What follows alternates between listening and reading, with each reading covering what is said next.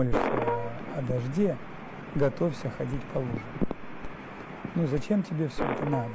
Казахстан сам, значит, самостоятельно может заниматься своими внутренними вопросами. Если будут запрещать русский язык, это же и есть притеснение. В Казахстане на минуточку живет более 8 миллионов русскоязычных жителей, а половина из которых не владеет казахским. Ну, слышь меня, Тина, и Казахстан это другая страна. У них своя политика. Они в состоянии решать свои проблемы самостоятельно. Ни в коем случае, Дмитрий Сергеевич, я не лезу в их политику. Какая бы она ни была у них. Я в целом выговорил мнение миллионов людей, которых не слышат там. А что с ними потом будет? Допустим, запретят русский язык. Тина, дорогая моя, надо учить язык. Все очень просто. Надо учить язык. Вот что я посоветую. Им не хотят изучать, пожалуйста, пускай приезжают к нам в Россию. Тем более мы упрощаем получение гражданства. Мне кажется, прошло достаточное количество времени. 34 года это довольно много, и я скажу больше.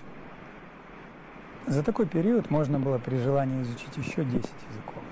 Зачем им уезжать? А где их права? Разве Казахстан не правовое государство? Дмитрий Сергеевич, дело даже не в русских. Здесь мы говорим и про других лиц, которые идентифицируют себя с русскими. Тут и самих казахов достаточно.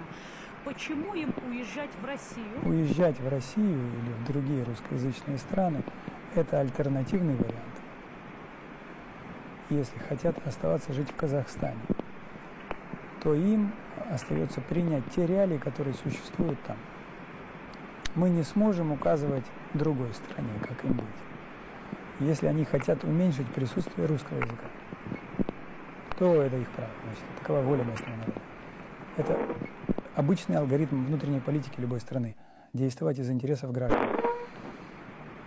Тина, мне кажется, уже нужно закрывать вопрос и переходить на свои российские проблемы. Вам нужно переориентировать свой взгляд на внутренние проблемы нашей страны. Так будет лучше для вас и для казахов, и для меня. Таково мое мнение.